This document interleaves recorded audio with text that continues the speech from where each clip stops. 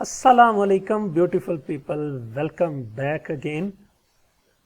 आज के इस वीडियो में हम सीखेंगे कि वर्चुअल मशीन हम कैसे क्रिएट करते हैं। आखिर ये वक्त आ ही गया है कि हम सीखने जा रहे हैं कि हम अपनी पहली वर्चुअल मशीन कैसे क्रिएट करेंगे। हम स्टेप बाय स्टेप तमाम चीज़ें अभी तक समझते आ रहे हैं, फॉलो करते आ रहे हैं। आज के हम इस वीडियो में अपनी वर्चुअल मशीन बनाना सीखेंगे स्टेप बाय स्टेप इंशाअल्लाह रहमान।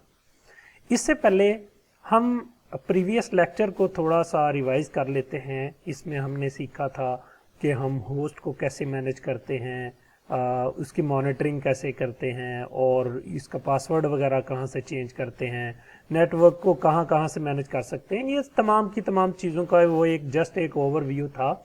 इनको मैनेज करना वो हम सारे का सारा वन बाय वन सीखेंगे।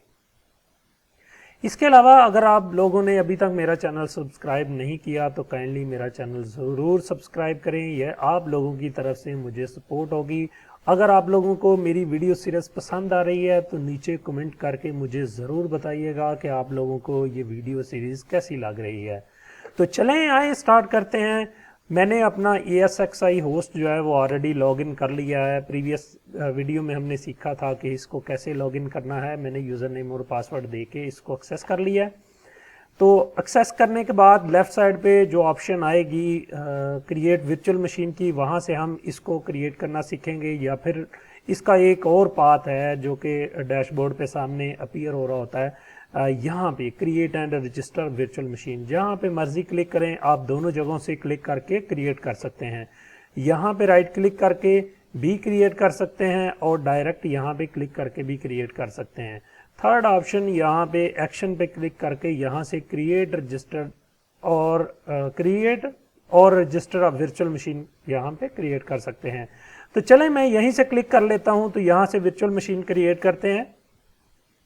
इसमें तीन ऑप्शन आप लोगों के सामने शो हो रही हैं। Create a new virtual machine, deploy a virtual machine from an OVF open virtual format. Open virtual format जो है इससे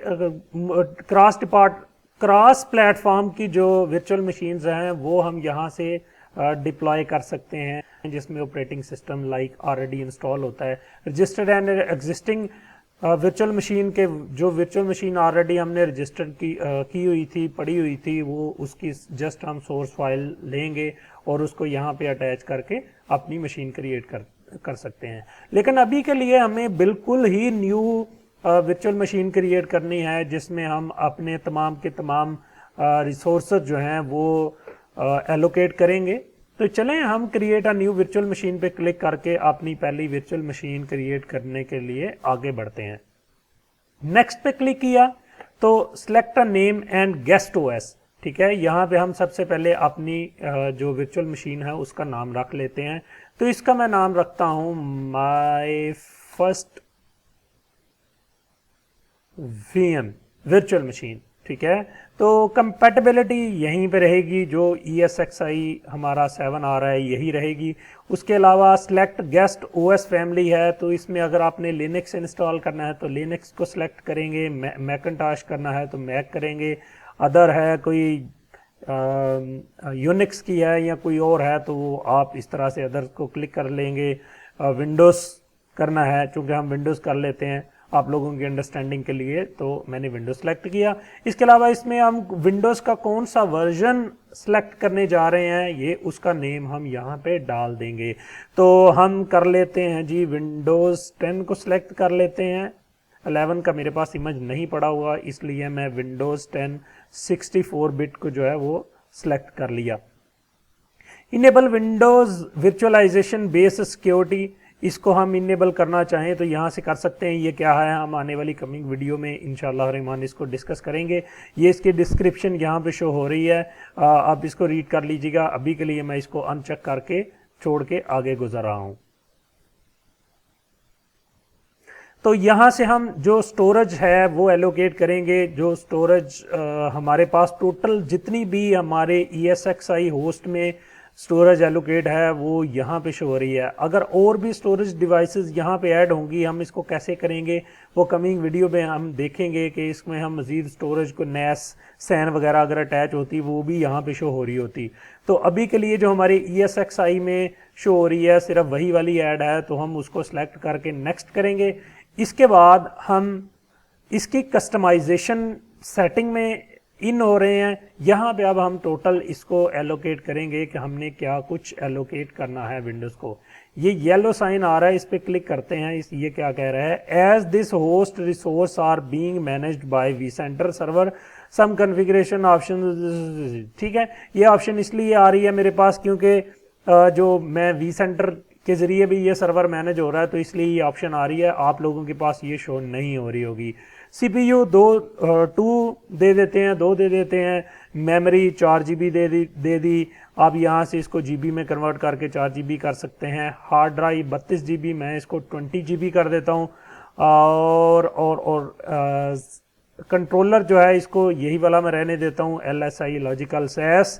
उसके अलावा SATA कंट्रोलर अवेलेबल नहीं है, USB कंट्रोलर ओके है। उसके अलावा VM नेटवर्क, चूँकि एक ही मैंने आप लोगों को प्रीवियस में दिखाया था कि उसमें हमारे पास एक ही नेटवर्क इंस्टॉल है, VM नेटवर्क।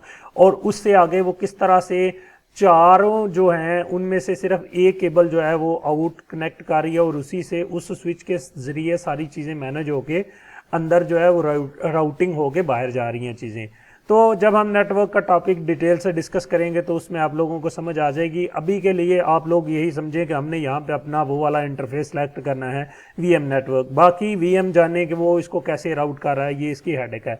तो अभी के लिए हमने इसे VM नेटवर्क को सिलेक्ट किया।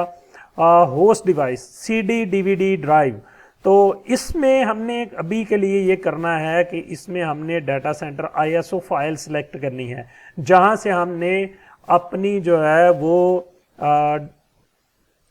मतलब ISO इमेज रखा हुआ है, वहाँ से ISO अटैच करेंगे ताकि ISO से हम अपनी विंडो की इंस्टॉलेशन कर लें। चूँकि सर्वर में मेरे पास जो है वो नहीं लगी हुई ड्राइव, जो क्या बोलते हैं इसको, CD-ROM DVD-ROM वगैरह नहीं लगा हुआ, इसलिए मैं ISO से इमेज से इंस्टॉलेशन करूँगा। अगर आप लोगों के पास एक्सटर्नल CD या DVD-ROM लगाना चाहते हैं तो आप उसका पाथ यहाँ पे दे दें। कहाँ से देना है वो यहीं से देंगे। ये मैंने लिंक पे क्लिक कर दी इसलिए ऑप्शन गुम हो गई है। वहाँ पे खैर वो ऑप्शन आ जाएगी, तो CD आप उसमें डाल के तो जब वर्चुअल मशीन को स्टार्ट करेंगे तो उसमें आ जाएगा। ISO इमेज का मैंने ऑलरेडी यहाँ पे एक फोल्डर क्रिएट कर रखा है। यहाँ पे मैंने अपलोड जो है वो इमेजेस कुछ किए हुए हैं। आप लोगों को मैं लास्ट पे कोशिश करूँगा कि सिखा दूँ कि इमेज कैसे अपलोड करते हैं। इस पर कोई बहुत बड़ी रॉकेट साइंस नहीं है। आप लोग इस पर इमेजेस वो स्टोरेज वाली ऑप्शन में जाएंगे तो वहाँ से ISO इमेज जो है वो अपलोड कर देंगे। ये यहाँ पे जो स्टोरेज आ रही है, स्टोरेज पे क्लिक करेंगे तो एक्सप्लोर डायरेक्टरी आएगा, वहाँ पे कोई फोल्डर क्रिएट करके तो उसमें आप लोग अपने इमेजेस रख सकते हैं, कोई मसला नहीं है। इंटरनेट से डाउनलोड करें, डाउनलोड करने के बाद उसको यहाँ पे अपलोड कर लें और बाद में यहाँ से अटैच कर लें। ये विंडोज़ का ISO 10 का ये मैंने रखा हुआ है, इसको मैंने सेलेक्ट कर लिया और नेक्स्ट कर दिया। इसके अलावा कंट्रोलर लोकेशन है, SATA कंट्रोलर है, SATA 0 है, वीडियो कार्ड है, ये सारे के सारे डिफ़ॉल्ट पे सिलेक्टेड हैं। मैं किसी को चेंज नहीं करने जा रहा और यहाँ से नेक्स्ट कर दिया। ओके हो गया। तो ये यहाँ पे एक थोड़ा सा रिव्यू दिखा रहा है कि हमने क्या क्या सिलेक्ट किया है। माई फर्स्ट VM रखा है, जो स्टोरेज डाटाबेस स्टोर था वो हमने ये सिलेक्ट किया है। माइक्रोसॉफ्ट विंडोज़ 10 है, ESXi इसका कंपेटेबिलिटी है, 2 CPUs दिए हैं, 4 GB रैम दी है, नेटवर्क अडाप्टर 1 है और ये चीज़ें सारी के सामने इसमें हमने डाल के तो यहाँ पे मैं फिनिश पे क्लिक कर देता हूँ। तो ये देखें, ये नीचे सक्सेसफुली हमारी वर्चुअल मशीन जो है वो क्रिएट हो चुकी है।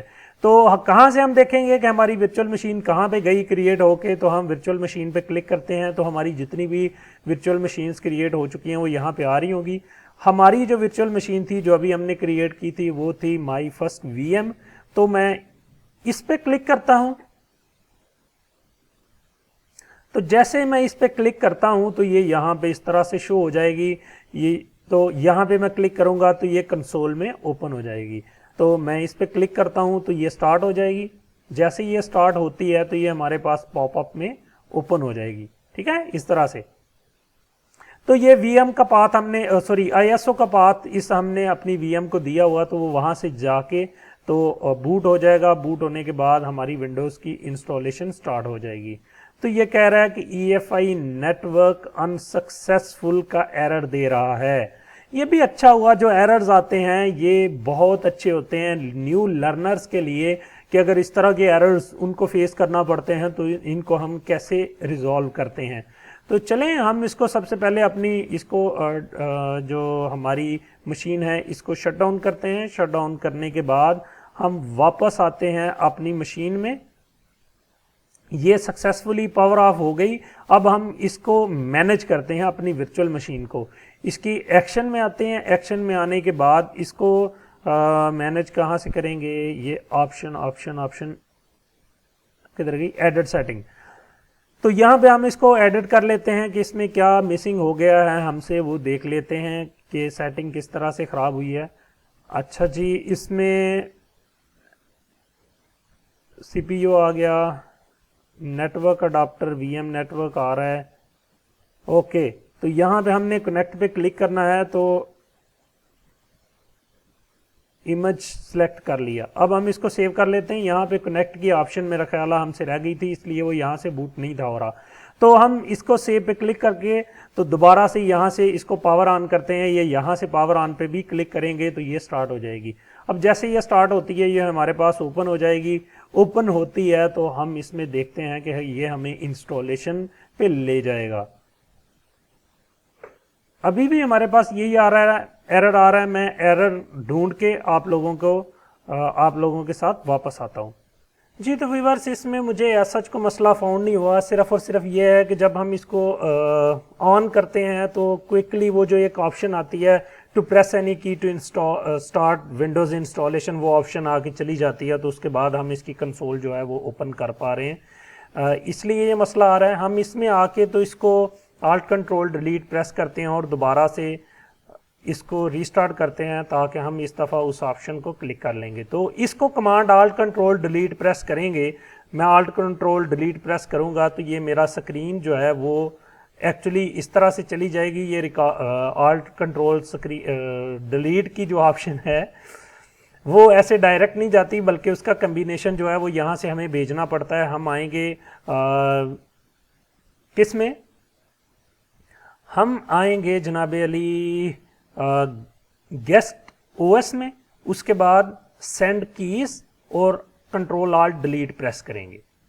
ठीक है, तो जैसे ये रीस्टार्ट होगी तो ये देखें ये ऑप्शन आई थी, इस पर क्लिक करने से वो दोबारा से हम क्लिक करना जो है ना वो नहीं हो पाया। तो दोबारा से एक दफ़ा कर लेते हैं, कोई मसला नहीं। आप लोगों को आइडिया तो हो गया कि मसला क्या आ रहा है। तो दोबारा से सेंड की भेजते हैं। साथ ही मैं इस पर क्लिक कर लेता हूँ इस इमेज पे।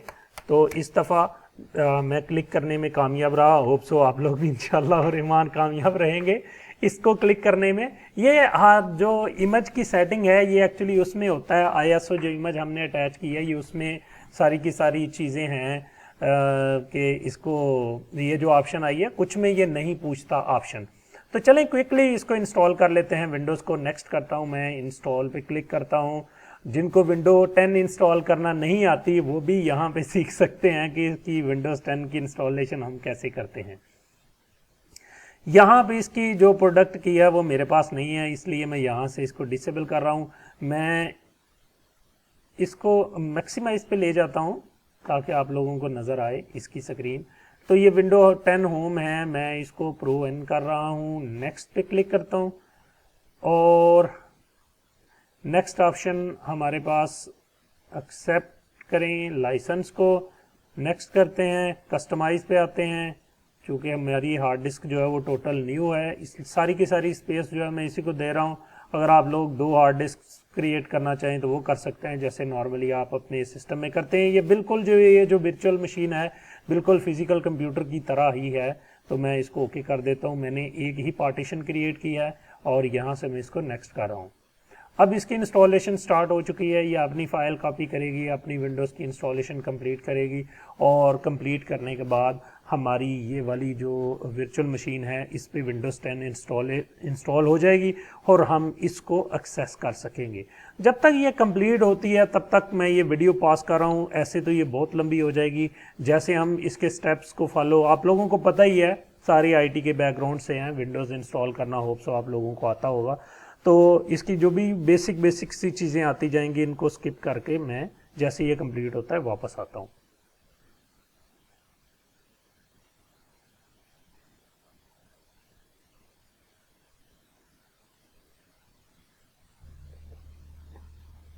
बेसिक सेटिंग है वो ये सोल्यूशन का फेसिंग भी कर लिया, अभी बेसिक सेटिंग में आपको दिखा रहा हूं। वो सारा वीडियो के बाद ये बहुत सी किया है विंडोज हमारी इंस्टॉलेशन कंडीशन की तरफ जाना है इंशाल्लाह रहमान। जैसे वीडियो है इसमें चलते हैं जैसा मैं तो सारे वीडियो लाइक करके सब्सक्राइब करके सपोर्ट करते रहिए। हम इस बात को ठीक है कि लाइक शेयर कमेंट करनी और सब्सक्राइब नहीं किया तो सब्सक्राइब करिए। हम लोग इस वीडियो में मजा लिया ले यही लोग चलिए और हम लोग काम करते हैं। ये सॉल्यूशन काफी बढ़िया है, तो जैसे वीडियो के हम इसको कैसे यूज करते हैं कि इसको कैसे करते हैं, तो इसको सब पर्सनल यूज सेट करता हूं और मिक्स कर देता हूं। अगेन जैसे मैं इसको करता हूं ऑफलाइन अकाउंट वाली यूज तो यहाँ निकाल देता हूँ मैं एडमिन और नेक्स्ट करता हूँ पासवर्ड जो आपको दिया नेक्स्ट करता हूँ और फिर नेक्स्ट और स्किल क्वेश्चन जी और क्या होगा एएसबी उसके बाद नेक्स्ट क्वेश्चन 2 में डालता हूँ एएसबी और ऐसा इसको और फिर को एएसबी वाला करते हैं। ओके नेक्स्ट करिए ये मेरे सामने जैसे सोचो कि आप वीडियो बाकी दिखाते हैं किसी क्वेश्चन किसी का आप कर सकते हैं, नेक्स्ट वीडियो का कनेक्शन कर जाएगा कर सकते हैं। लेकिन आप बता ऐसा करके ना हो ऐसा कर लेते हैं जल्दी करिए नहीं ये फाइनल राउंड है ऑप्शन चला जल्दी होगा।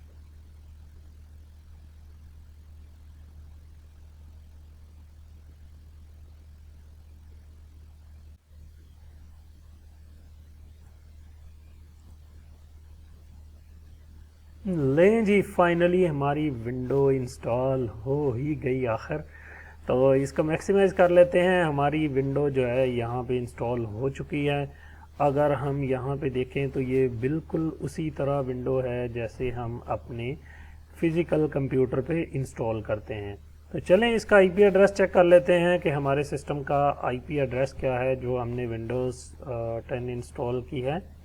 तो इसका आईपी एड्रेस देखते हैं। मेरे पास नेटवर्क में DHCP सर्वर जो है वो इंस्टॉल है, इसलिए इसने DHCP पे से आईपी लिया 100.74, इसने DHCP से आईपी लिया है 100.4।